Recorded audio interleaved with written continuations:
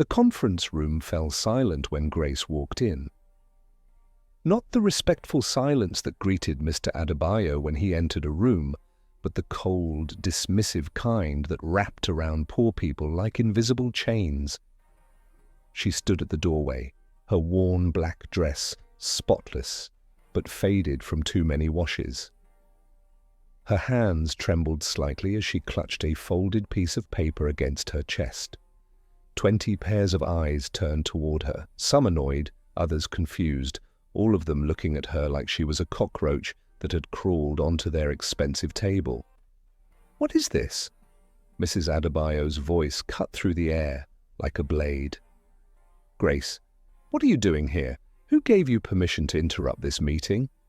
Grace swallowed hard. Her throat felt like sandpaper.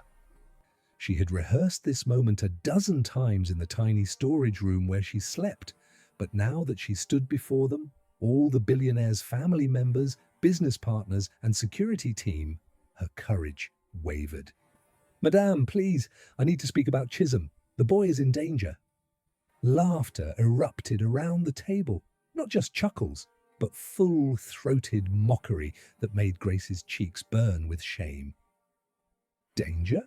Mr. Adebayo's younger brother, Uncle Emeka, leaned back in his leather chair, his belly shaking with amusement. "The only danger that boy faces is eating too much chocolate." "Grace, have you been drinking the cooking wine again?" More laughter.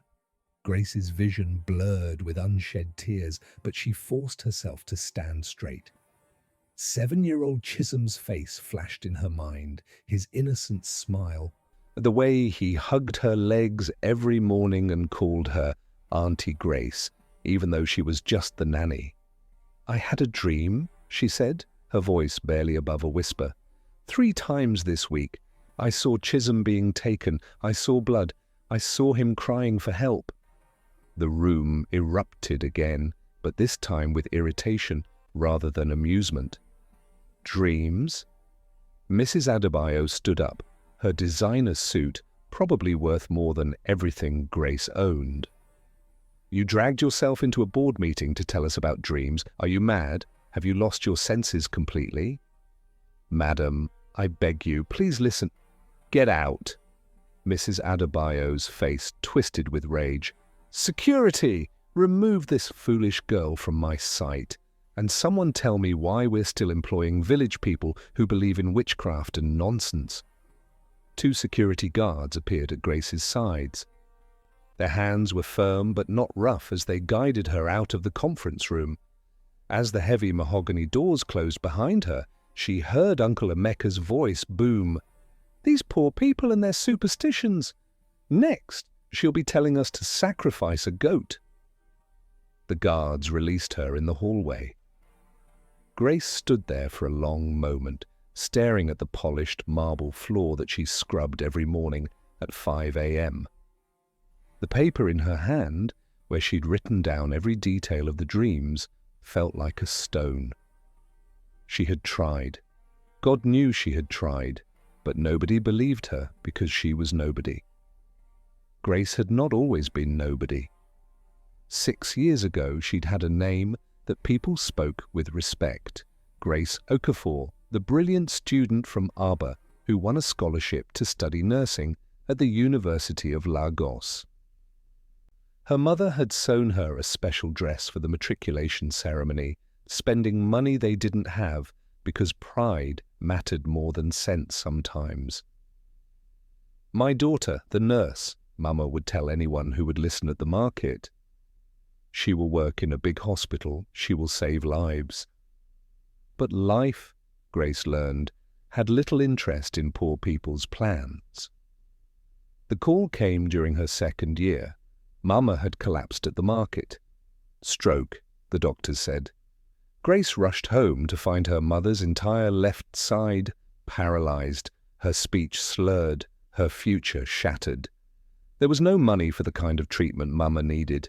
The bills piled up like accusations. Grace sold her textbooks first, then her laptop, then finally, shamefully, the gold earrings Mama had given her for her 18th birthday. It wasn't enough. It was never enough. She withdrew from university. The dean had tried to help, offering loans and payment plans, but Grace knew the mathematics of poverty too well. She couldn't study and work full-time and take care of Mama. Something had to break, and it couldn't be Mama. So it was Grace who broke instead. She found work as a housemaid, then a nanny, moving from family to family in Lagos. Rich people needed poor people to raise their children, cook their food, clean their dirt.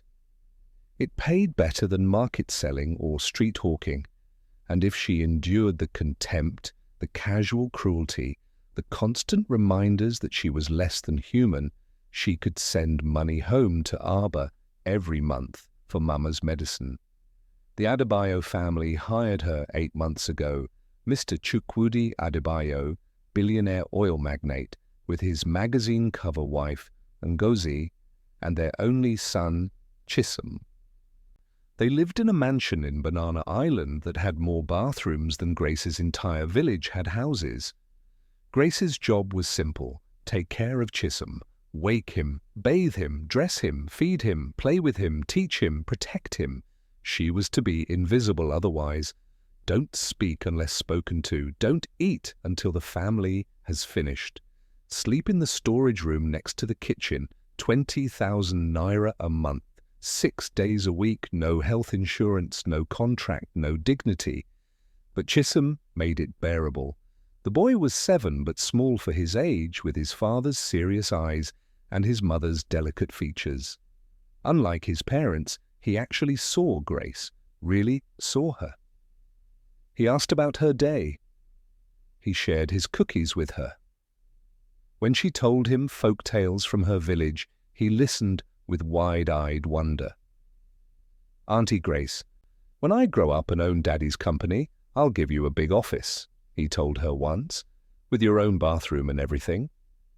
It broke her heart and healed it at the same time. So when the dream started, Grace's first instinct was terror. Not for herself, but for the little boy who had become the only light in her dark life. The first dream came on a Tuesday night. Grace woke up gasping in her storage room, surrounded by mops and cleaning supplies that smelled like industrial lemons. Her thin mattress was soaked with sweat despite the cold Harmattan air seeping through the small window. In the dream, she'd seen the school. St. Michael's International Academy, where Chisom attended primary too. But something was wrong with the image. The school gates hung open like a mouth screaming. The security guard's booth was empty. And in the distance, she heard Chisom crying, "Auntie Grace, help me, Auntie Grace." She tried to run toward his voice, but her legs wouldn't move. She could only watch as a black van with tinted windows pulled up to the school entrance. The side door slid open, revealing darkness, and then Chisom's screaming stopped abruptly, cut off like someone had pressed mute on the remote control. Grace lay in the darkness, her heart pounding. Just a dream, she told herself, just stress and exhaustion playing tricks. But the next night, it came again, more detailed this time. She saw faces, though they were blurry, obscured. She saw the date on a newspaper someone was holding, January the 15th. That was next week. She saw blood on Chisom's school uniform, and she heard him calling her name over and over again until she woke up crying. The third dream was the worst. This time, she saw everything with crystal clarity. The kidnappers weren't strangers. They wore the uniforms of St. Michael's staff. The van was parked in the designated pickup area. It looked official, planned, professional. And in the dream, Grace watched herself arrive at the school gate too late, finding only Chisom's school bag abandoned on the ground, his homework papers scattered like fallen leaves. When she woke up that morning, Grace knew she had to speak. These weren't ordinary dreams. Her grandmother had called it the knowing, a gift that ran in their family. Mama had it too, though she rarely spoke about it. Grace had inherited it, though she'd spent years trying to ignore the visions that came. But this was about Chisom.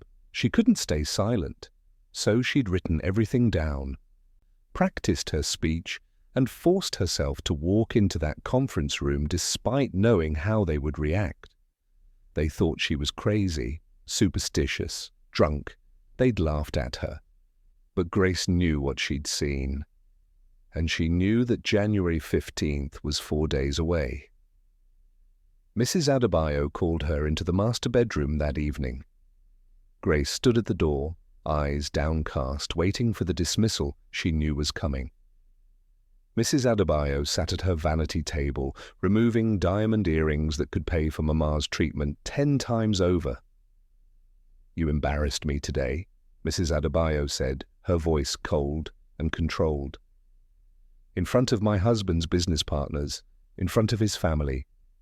Do you have any idea how that made us look? Like we employ mad people in our home." "I'm sorry, Ma, I was only trying to protect Chisom." "Protect him from what?" "Your dreams?" Mrs. Adebayo laughed, but there was no humor in it. "Let me tell you something, Grace. You are nothing. You understand? You are a village girl we took pity on. You sleep in our house, eat our food, survive because of our generosity. And this is how you repay us? With this witchcraft nonsense." The words landed like slaps. Grace felt each one, but she forced herself to remain standing. "Madam, I'm not trying to disrespect. I should fire you right now." Mrs. Adebayo turned to face her, and Grace saw something dangerous in her eyes. "But Chisom likes you, God knows why. So I'll give you one warning. Keep your mouth shut about these dreams. Don't speak about this to anyone, especially not to my son. If I hear that you've been filling his head with this rubbish, you'll be out on the street before sunset. Do you understand?" Grace nodded, though everything in her screamed to protest. "And Grace?" Mrs. Adebayo's voice softened, which somehow made it more threatening. "Remember that we have connections. If you leave this house spreading rumors about my family, making up stories about kidnappings and danger, I will make sure you never work in Lagos again. I will make sure your name is poison to every family in this city. Do you understand what I'm telling you?" "Yes, Ma." "Good. Now get out of my sight." Grace retreated to her storage room, her whole body shaking. She sat on her mattress and stared at the wall where she'd taped a photo of Mama, the only decoration in her prison of cleaning supplies. What could she do? She had no power, no voice, no way to make them listen. If she pushed harder, they would fire her, and she'd lose the income Mama desperately needed. But if she stayed silent and something happened to Chisom... Grace buried her face in her hands and prayed for wisdom, for courage, for a miracle, because January 15th was coming and nobody believed her. The next morning, Grace tried a different approach. She couldn't go to the Adebayos again, but maybe she could go to the school, warn them directly. It was a risk, a huge risk, but she had to try. She rose at 4 a.m. as usual, completed her morning chores, and prepared Chisom's breakfast. At 6:30, she got him ready for school, helping him into his uniform and packing his lunchbox with the sandwich cut into triangles just how he liked it. "Auntie Grace, why do you look sad?" Chisom asked. As she tied his shoelaces, she forced a smile. "I'm not sad, baby. Just tired." "You're always tired." He touched her cheek with his small hand. "When I grow up, I'll buy you a big bed so you can sleep better." Grace's throat tightened. "You're a good boy, Chisom." "The best boy," he agreed, with the confidence only 7-year-olds possessed. She walked him to the car where Thompson, the family driver, waited. Usually, she just handed Chisom over and went back inside. But today, she slid into the back seat next to him. Thompson raised an eyebrow. Madam Grace, you coming to school today? I need to speak with the headmistress, Grace said, keeping her voice steady. Just a brief meeting. Thompson shrugged and started the engine. The drive to St. Michael's took 20 minutes through Lagos morning traffic. Chisom chatted about a science project the whole way, something about growing beans in cotton wool. Grace held his hand and tried to memorize the moment, just in case. At the school gates, the security guard waved them through. Thompson parked in the drop-off area, and Grace helped Chisom out of the car. "I'll take him to class," she told Thompson. "You can wait here." Before the driver could object, Grace took Chisom's hand and led him toward the main building. Her heart pounded against her ribs. She had no appointment, no permission, but she had truth, and she had to try. The school reception area smelled like new books and floor polish. A young woman at the desk looked up as Grace approached, her smile professional, but distant. "Good morning. Can I help you?" "I need to see the headmistress, Mrs. Okoro. It's urgent." The receptionist's smile thinned. "Do you have an appointment?" "No." "But this is about student safety. Please, it's very important." "The headmistress doesn't see people without appointments. If you want to schedule." "Please." Grace's voice cracked. "I'm the nanny for Chisom Adebayo. I have information about a security threat. I need 5 minutes." The receptionist's eyes widened slightly at the mention of the Adebayo name. Money talked, even when the speaker had none. "Wait here," she said, standing. "Let me check if Mrs. Okoro is available." Chisom tugged on Grace's dress. "Auntie Grace, I have to go to my classroom." "Go ahead, baby. I'll see you after school, okay?" He hugged her waist quickly and ran off down the hallway, his backpack bouncing. Grace watched him go, fighting the urge to call him back and never let him out of her sight. 10 minutes passed, then 15. Grace stood in the reception area, feeling the weight of staff members' curious stares. The poor nanny who thought she could just walk in and demand an audience. Finally, the receptionist returned. "Mrs. Okoro will give you 5 minutes. Her office is down the hall, last door on the right." Grace's hands were sweating as she knocked on the heavy wooden door. "Come in." Mrs. Okoro was a formidable woman in her 50s, with grey-streaked hair pulled into a tight bun and reading glasses perched on her nose. She looked up from a stack of papers, her expression already impatient. "You're the Adebayo nanny?" "Yes, Ma, Grace Okafor." "You have 5 minutes. What is this about a security threat?" Grace took a breath and launched into her explanation. She told Mrs. Okoro about the dreams, about the specific details, about January 15th. She tried to sound rational, logical, not like a hysterical village girl. She explained that the kidnappers would be disguised as staff members, that they would use an official-looking vehicle, that it would happen during pickup time. Mrs. Okoro listened without interrupting. When Grace finished, silence filled the office like water filling a sinking ship. "Dreams," Mrs. Okoro said finally. "You came to my office to tell me about dreams." "I know how it sounds, Ma, but please, I'm begging you, just increase security on that day, check all the vehicles carefully, verify every person who comes to collect students." "Miss Okafor." Mrs. Okoro removed her glasses and rubbed the bridge of her nose. "Do you have any idea how many students attend this school? Over 300. And you want me to disrupt our entire operation because you had bad dreams?" "Just extra vigilance, Ma. Just for that day. Please." "Let me be clear." Mrs. Okoro's voice hardened. "St. Michael's has the best security system in Lagos. We have cameras, trained guards, strict protocols. Every parent who enrolls their child here pays premium fees for premium safety. We have never, not once in 30 years, had a security incident." Furthermore, if word got out that we were implementing special security measures because a domestic worker had prophetic dreams, do you know what that would do to our reputation? Parents would think we're not safe. They would withdraw their children. Grace felt her last hope crumbling. I'm not trying to damage your reputation. I just want to protect Chisom. Chisom Adebayo is perfectly safe here. Mrs. Okoro stood, signaling the end of the conversation. I suggest you focus on your actual job and leave school security to the professionals. And, Miss Okafor, don't come back here with this nonsense.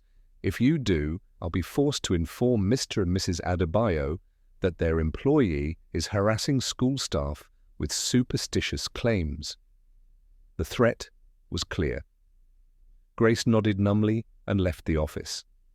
In the school hallway, surrounded by children's artwork and motivational posters, Grace felt the full weight of her powerlessness. She had tried everything. She had spoken up, risked her job, humiliated herself. And nobody believed her, because she was nobody. Thompson reported the school visit to Mrs. Adebayo within an hour. Grace was scrubbing the kitchen floor when the summons came. She walked to the living room, her knees aching from the morning's work, and found both Mr. and Mrs. Adebayo waiting for her. Mr. Adebayo rarely involved himself in household matters. His presence meant this was serious. "Grace," he said, his voice the kind of calm that preceded storms. "My wife tells me you've been spreading rumors about our son being in danger." "Not rumors, sir. And now I hear you went to the school this morning without permission, disturbing the headmistress with this nonsense about dreams and kidnapping." Grace's mouth went dry. "Sir, I was only trying to protect Chisom." "Protect him?" Mrs. Adebayo's voice was sharp enough to cut. "Or create drama. Tell me, Grace, what exactly do you think you'll achieve with this? Are you trying to extort us?" "Is this some kind of scheme?" "No, Ma, I would never, because it wouldn't be the first time a domestic worker invented a crisis to manipulate employers," Mrs. Adebayo continued. "I've heard stories. Nannies claiming they have visions, that they're the only ones who can protect the children, and suddenly they're asking for more money, more privileges, more power." The accusation hit Grace like a physical blow. "I haven't asked for anything. I don't want anything. I just want Chisom to be safe." Mr. Adebayo raised a hand, silencing both women. "Grace, I'm going to say this once. These dreams you claim to have, they're not real. They're stress, or imagination, or something else, but they are not reality. Chisom is safe. Our security is excellent. The school's security is excellent." "There is no threat. But, sir, I'm not finished." His voice hardened. "You are on probation as of today. You will perform your duties and nothing else. You will not discuss these dreams with anyone. Not the school, not our staff, not other parents, and especially not Chisom. If you violate any of these conditions, you're fired. Do you understand?" Grace nodded, tears burning behind her eyes. "And Grace?" Mr. Adebayo leaned forward. "My wife is being kind by giving you this second chance. If I had my way, you'd already be gone. So don't test our patience again." They dismissed her with a wave. Grace returned to the kitchen, where her scrub brush lay abandoned in a puddle of soapy water. She picked it up and continued cleaning, though her hands shook so badly she could barely hold it. She was trapped. If she pushed further, she'd lose everything, but if she stayed silent and the dream came true... That night, Grace lay in her storage room and stared at the ceiling. Tomorrow was January 13th, 2 days until the date in her dreams, 2 days to figure out what to do. She thought about calling the police. But what would she say? "Hello, I'm a poor nanny and I had a dream about a kidnapping that hasn't happened yet." They would laugh at her just like everyone else. She thought about refusing to let Chisom go to school that day, but she had no authority. The Adebayos would just send him with Thompson anyway, and she would be fired. She thought about running away, abandoning this job and this doomed situation. But then Mama would suffer, and Chisom would be unprotected, and Grace would have to live forever, knowing she could have tried harder. No, she couldn't run. She couldn't give up. If the adults wouldn't listen, maybe she needed to take protection into her own hands. January the 14th dawned cold and grey, the harmattan haze turning the sky the colour of old paper. Grace went through her daily routine mechanically. She woke Chisom, prepared his breakfast, helped him dress. But this time, as she tied his shoes, she had a plan. "Chisom," she said softly, making sure they were alone, "I need you to listen to Auntie Grace very carefully." The boy looked up at her with those serious eyes. "Okay. Tomorrow at school I need you to be extra careful.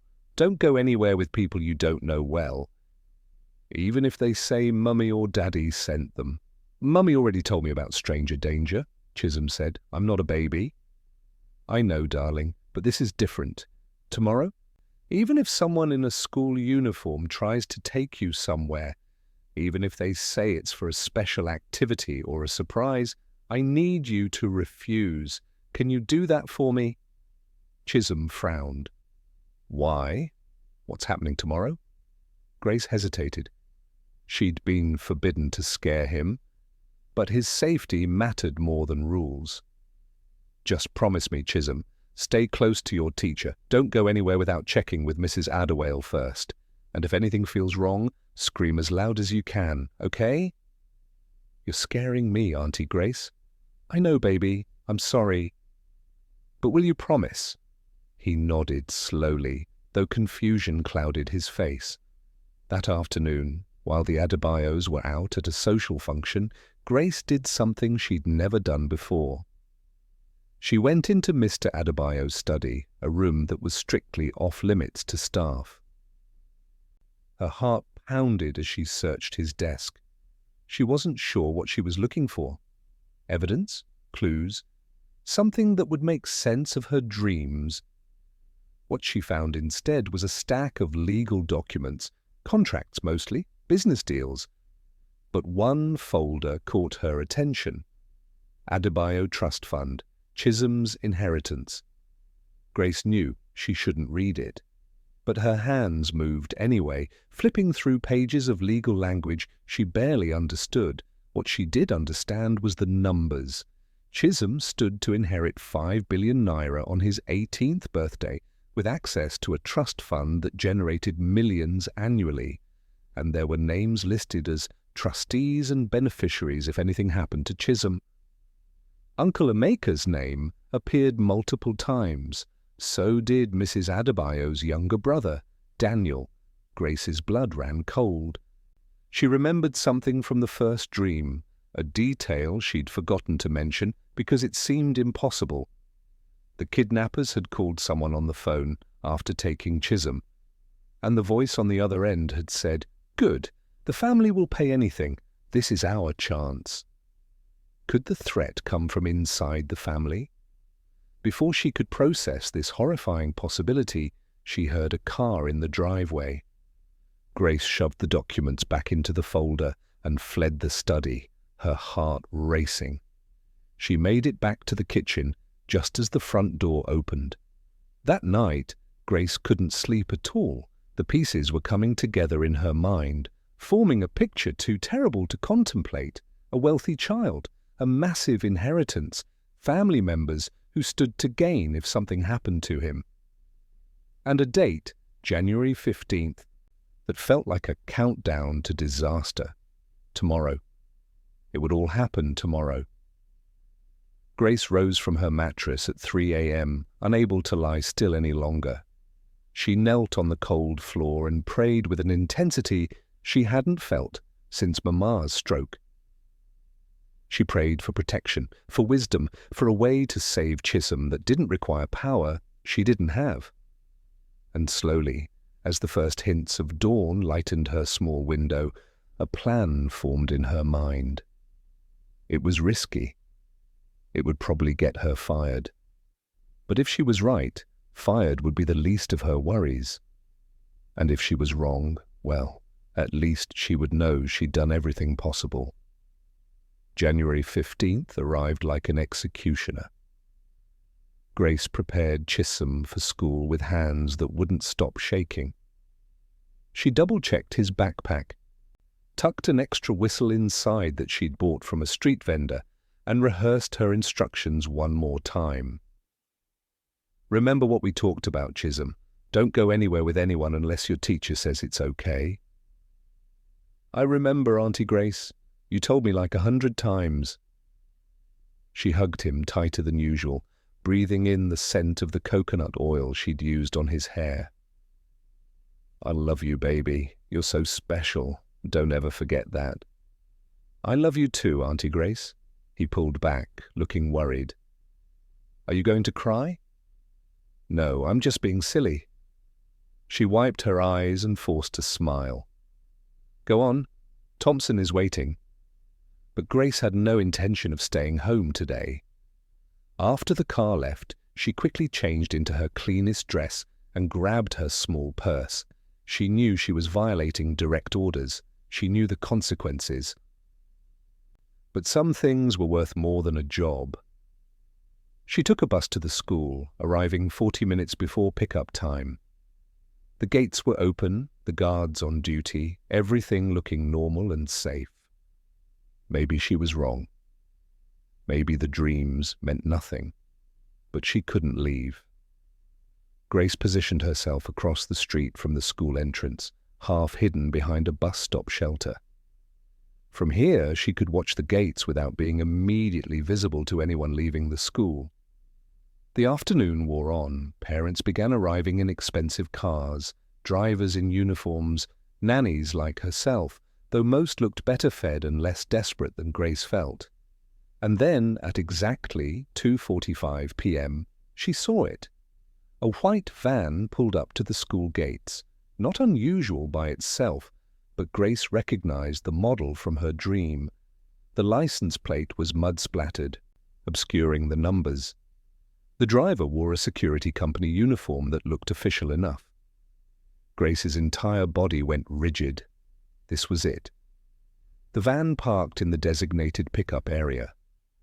Two men got out, both wearing uniforms that identified them as Secure Shield Protection, a company Grace had never heard of, despite living in the Adebayo house for 8 months. They approached the school entrance with confidence, like they had every right to be there. Grace's mind raced. Should she run into the school? Would they even let her pass the gate? Should she call someone? But who would believe her? Then she saw something that made her decision clear. One of the men was holding a clipboard with a list of names, and from her position, even across the street, Grace could see Chisom Adebayo written at the top. She was out of time. Grace ran across the street, dodging traffic, ignoring the angry horns. She reached the school gates just as the two men were showing their credentials to the security guard. "Wait!" Grace shouted, breathless. "Stop! Those men are not who they say they are!" Everyone turned to stare at her. The security guard frowned. The two men looked startled, then annoyed. "Madam, please step back," the security guard said. "These gentlemen are from the family's security company." "No, they're not." Grace pushed past him into the school compound. "They're kidnappers. They're here to take Chisom Adebayo." One of the men in uniform stepped forward, his face twisted with false concern. "This woman appears to be mentally unstable. We're here on Mr. Adebayo's orders to pick up his son. There's been a security threat at the home." It was a good lie. Smooth and believable, and the security guard was already reaching for Grace's arm, ready to remove her. "Call Mr. Adebayo!" Grace screamed. Call him right now and verify. They're lying." "We don't have time for this," the second man said. "The family is waiting. We need to get the boy to safety." They were moving toward the school building. In moments, they would have Chisom. Grace did the only thing she could think of. She screamed, not a normal scream. A raw, primal, desperate sound that echoed across the school compound and stopped everyone in their tracks. Parents turned, teachers appeared in doorways, children pressed faces against windows. "They're going to kidnap Chisom Adebayo," Grace's voice carried across the entire school. "Those men are fake. Call the police. Someone call the police right now." Chaos erupted. Parents pulled their children closer, teachers rushed forward, and critically, the school's headmistress, Mrs. Okoro, emerged from the building with a phone already pressed to her ear. The two fake security guards realized their plan was falling apart. They exchanged glances, and Grace saw the exact moment they decided to abandon the careful approach. One of them shoved the security guard aside and sprinted toward the building where Chisom's classroom was located. The other pulled out a phone and barked something into it. But Grace was already running. She might not have power or money or respect, but she had love, and love made her faster than fear. She reached the building entrance just steps behind the kidnapper. "Chisom!" she screamed. "Run! Don't let them take you!" Doors burst open along the hallway. Teachers appeared, confused and alarmed. And there, at the end of the corridor, Grace saw Chisom emerge from his classroom with Mrs. Adebayo. The kidnapper saw him too. He lunged forward, but Mrs. Adebayo, bless her, immediately pulled Chisom behind her. "Who are you?" the teacher demanded. "Students, back in the classroom. Lock the door." But the kidnapper was desperate now. He pushed past Mrs. Adebayo, reaching for Chisom. The boy screamed, exactly as Grace had taught him, and the sound brought more teachers running. Grace crashed into the kidnapper from behind, wrapping her arms around his legs in a tackle that would have made any rugby player proud. They both went down hard on the polished floor. The man swore, trying to kick her off, but Grace held on with everything she had. "Someone help," she gasped. "Don't let him get up." Two male teachers rushed forward, pinning the kidnapper down. In the distance, police sirens wailed, getting closer. Someone had called them. The second kidnapper made a run for it, sprinting back to the van. But parents and drivers had surrounded the vehicle, some filming on their phones, others blocking the exit. The driver gunned the engine but had nowhere to go. Within minutes, police flooded the school compound. Grace released her grip on the kidnapper's legs and crawled to where Chisom stood, pressed against the wall, his eyes wide with terror. "It's okay, baby," she whispered, pulling him into her arms. "You're safe. You're safe now." Chisom buried his face in her shoulder and cried. Grace held him and rocked him and thanked God with every breath that she'd been right, that she'd acted, that she hadn't stayed silent. The aftermath was a blur of police questions and news cameras and shocked parents. The two kidnappers were arrested. The van driver turned out to be a third accomplice. Under interrogation, they confessed everything. They'd been hired to kidnap Chisom and hold him for ransom, with plans to demand 50 million naira from the Adebayo family. But the real shock came when the police traced who had hired them. Uncle Emeka, Mr. Adebayo's own brother, along with Mrs. Adebayo's brother Daniel. They'd planned the whole thing together, desperate to get their hands on the family wealth and driven by years of jealousy and debt. The police found detailed plans in Emeka's house, communication records, bank statements showing gambling debts and failed businesses, the inheritance documents that proved they stood to gain control of Chisom's trust fund if the boy died before turning 18. They hadn't planned to kill him, the investigation revealed. Just scare the family enough to demand more money from Mr. Adebayo, money they would then invest for Chisom's future, while actually pocketing most of it. But the plan had included provisions for violence if necessary. Chisom's safety had meant nothing to them compared to their greed. Grace sat in the police station for hours, giving her statement. She told them about the dreams, expecting mockery, but the detective just nodded and wrote it all down. "My grandmother had dreams like that," he said quietly. "I don't question these things. You saved that boy's life." It was the first time anyone had taken her seriously. Grace cried right there in the police station, and the detective handed her tissues without judgment. She didn't return to the Adebayo house that night. She wasn't sure she was welcome anymore. She'd violated orders, caused a scene, proven them all wrong in the most dramatic way possible. But the next morning, a car arrived at the small hotel where she'd spent the night. Not Thompson this time. Mr. Adebayo himself sat in the back seat. Grace approached the car hesitantly, unsure whether she was about to be fired or arrested or both. "Get in," Mr. Adebayo said. His voice was unreadable. She slid into the back seat, clutching her small bag, ready for anything. They drove in silence for several minutes. Finally, Mr. Adebayo spoke. "My brother is in police custody. So is my wife's brother. The investigation revealed everything." He paused. And when he continued, his voice was raw. "They were going to take my son, possibly kill him. And I didn't see it coming. I was too blind, too trusting." Grace said nothing. What could she say?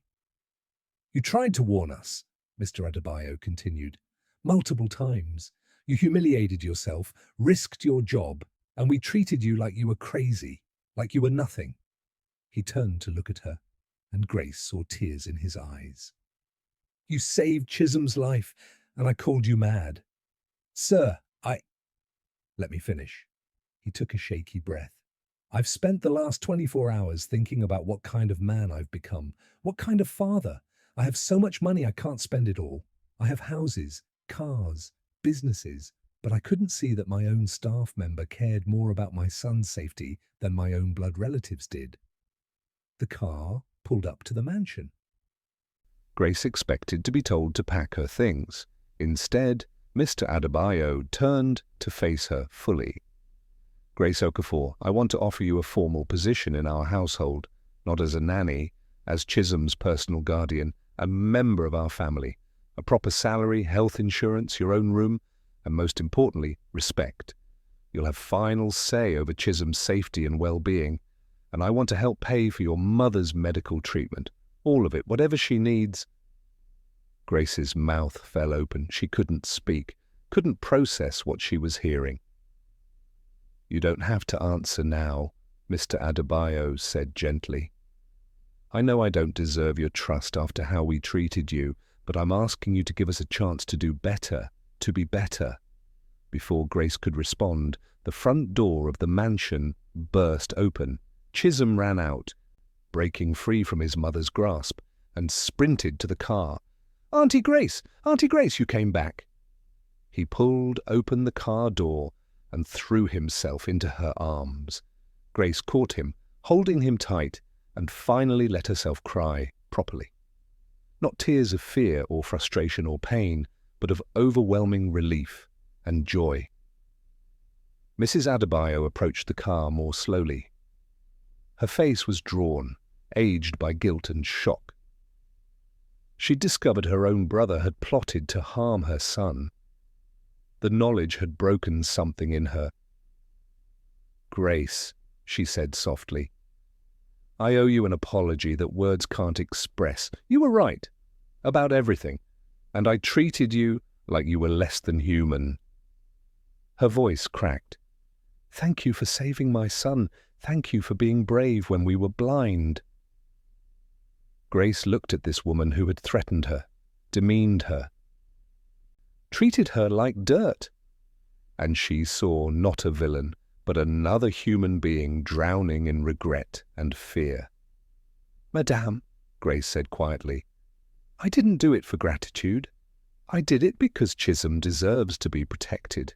Every child does."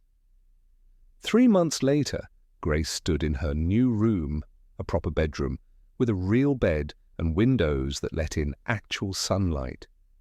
On the dresser sat a photo of Mama, who was now receiving treatment at the best hospital in Aba, paid for entirely by the Adebayos. Mama's condition was improving. The new medications were working.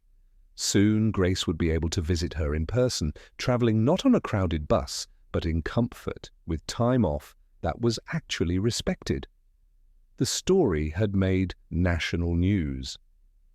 "Nanny's vision saves billionaire's son," the headlines read. Some articles treated it as a miracle. Others focused on the family betrayal angle. A few even interviewed Grace, though she declined most media requests. She wasn't interested in fame, she just wanted peace. But the attention had brought unexpected consequences. Other families had reached out, asking if Grace had more visions, as if she were a fortune teller for hire. She'd had to make it clear she wasn't a prophet on demand.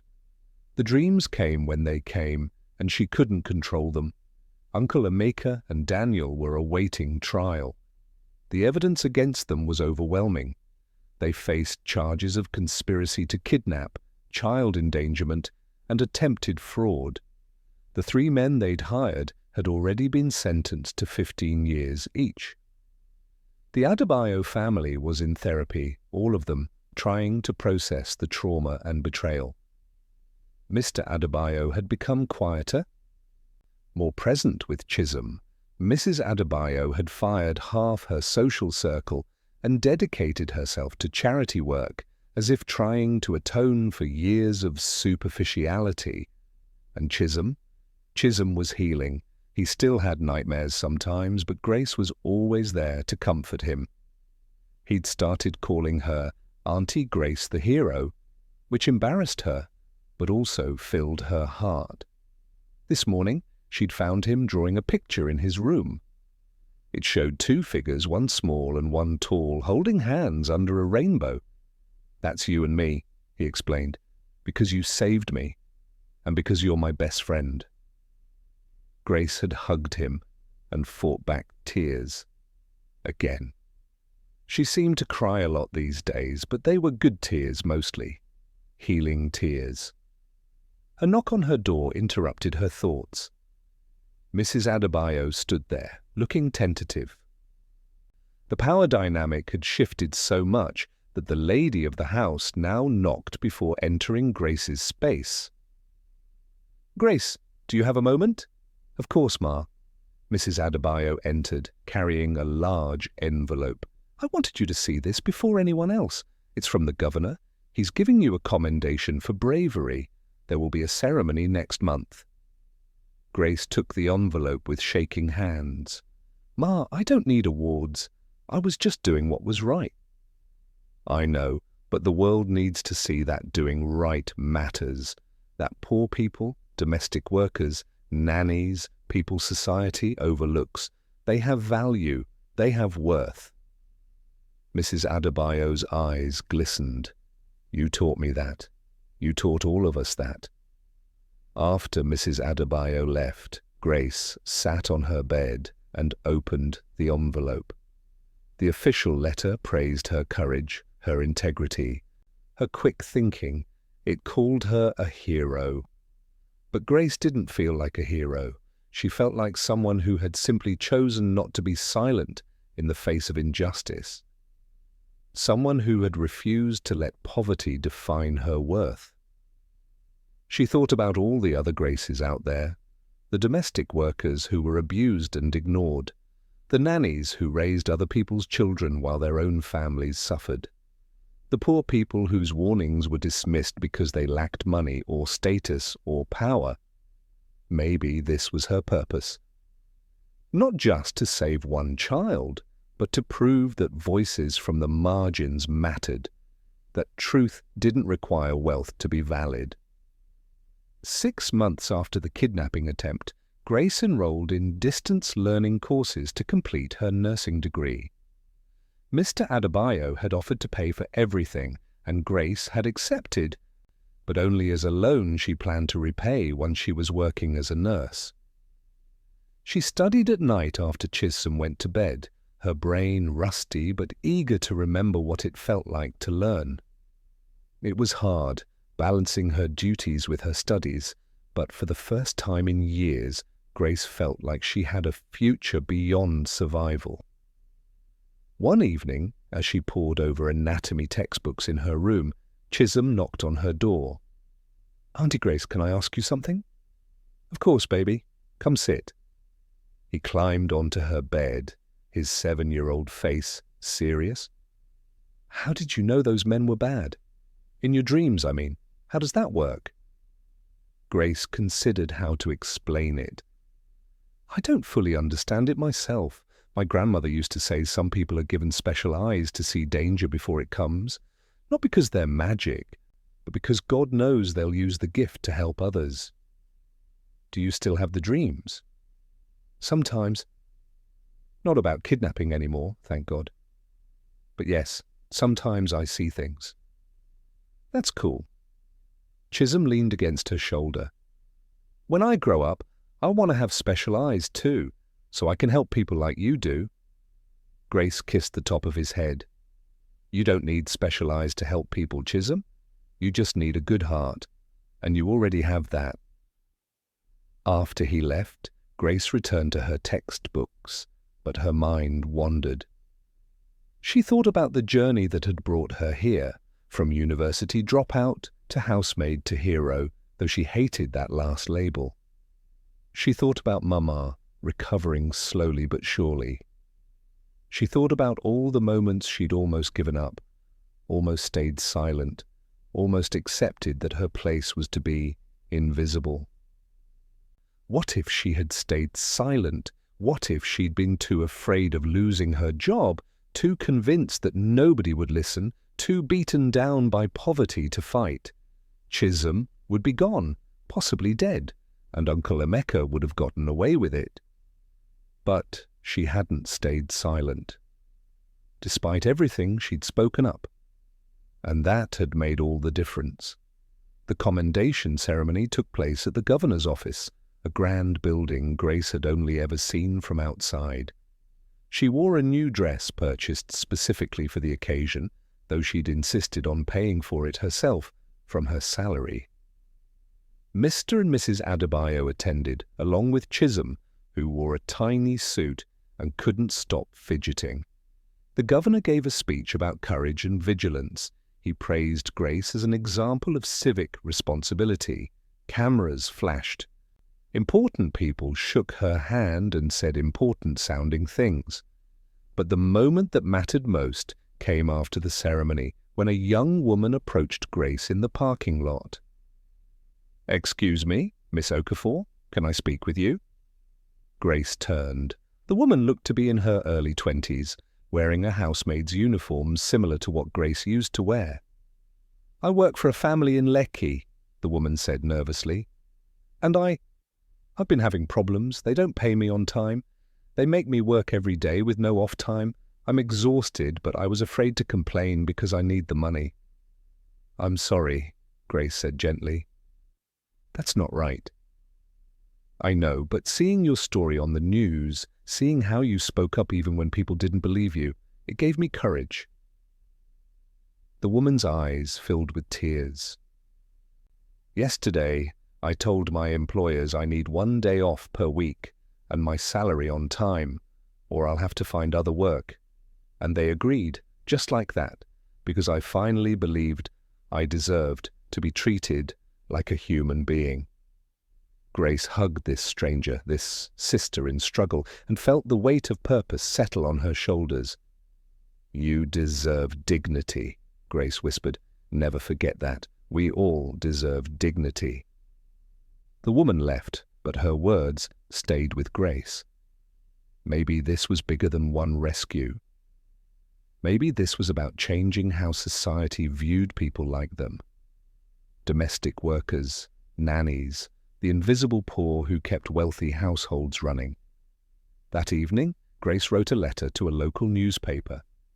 She described the working conditions most domestic workers faced, the lack of contracts, health insurance, or legal protections, the abuse, both physical and psychological, that was considered normal, the poverty that kept women trapped in situations that destroyed their dreams. The newspaper published her letter. Then a national magazine requested an interview. Then a workers' rights organization invited her to speak at their conference. Grace hadn't set out to become an advocate, but now that she had a platform, she refused to waste it. 1 year after the kidnapping attempt, Grace walked across a stage for the second time. But this ceremony wasn't about heroism, it was about finishing what she'd started 6 years ago. Grace Nkechi Okafor, Bachelor of Science in Nursing. She accepted her degree with trembling hands, cap and gown borrowed from the university because she still couldn't afford to buy them. But none of that mattered. What mattered was that she'd done it. Against all odds, through all the hardship, she'd completed her education. Mama sat in the front row, tears streaming down her face. She'd recovered enough to travel to Lagos for the ceremony, though she still walked with a cane. Next to her sat Mr. and Mrs. Adebayo, applauding as loudly as if Grace were their own daughter, and next to them Chisom jumped up and down, screaming, "That's my Auntie Grace, that's my hero!" Grace laughed through her tears and waved to them. After the ceremony, Mr. Adebayo approached her with another envelope. Grace groaned. "Sir, no more awards, please. I just want to start working as a nurse." "This isn't an award," he said, smiling. "It's a job offer. I'm opening a private medical clinic in Banana Island. We need a head nurse. The salary is excellent, and you'd still be close to Chisom." "What do you say?" Grace stared at him.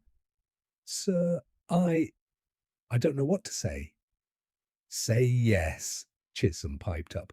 "Please say yes, Auntie Grace. I'll miss you if you work far away." "You won't be working as his nanny anymore," Mr. Adebayo clarified. "He's old enough now to have less supervision, but you'd still be part of our family if you want to be."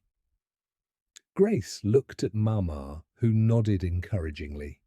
She looked at the degree in her hands, proof that she'd survived and thrived despite everything. She looked at Chisom, the little boy whose life she'd saved, who had saved her in return by giving her purpose and love when she'd had nothing else. "Yes," she said finally. "Yes, I'll take the job." Chisom cheered, Mrs. Adebayo hugged her, and Grace felt something she hadn't felt in years, hope for a future that extended beyond mere survival. 2 years after the kidnapping attempt, Grace sat in her office at the Adebayo Medical Clinic, reviewing patient files.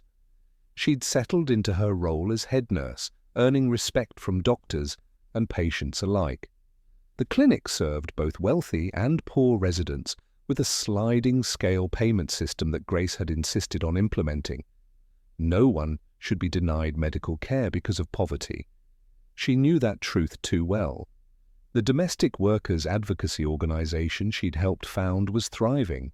They'd successfully lobbied for new legislation protecting household employees, mandatory contracts, minimum wage standards, 1 day off per week, health insurance. It wasn't perfect, but it was progress. Grace had been invited to speak at universities, women's groups, and even a United Nations conference on labor rights. She always said the same thing: the poor are not invisible, they are not voiceless, they are not worthless, and when they speak truth, the world must listen. A knock on her office door interrupted her work. Chisom, now 9 years old and growing like a weed, peeked his head in. "Auntie Grace, Mummy says dinner is ready. Are you coming?" Grace still ate dinner with the Adebayo family several times a week, though she now had her own apartment nearby. The lines between employee and family had blurred into something beautiful and complicated and real. "I'll be right there, baby." "I'm not a baby anymore," Chisom protested, though he was grinning.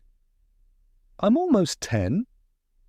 "You'll always be my baby," Grace teased. "The baby I saved from kidnappers." Yeah. You're never going to let me forget that, are you?" "Never." Chisom laughed and ran off. Grace saved her work and prepared to leave, but paused at the window.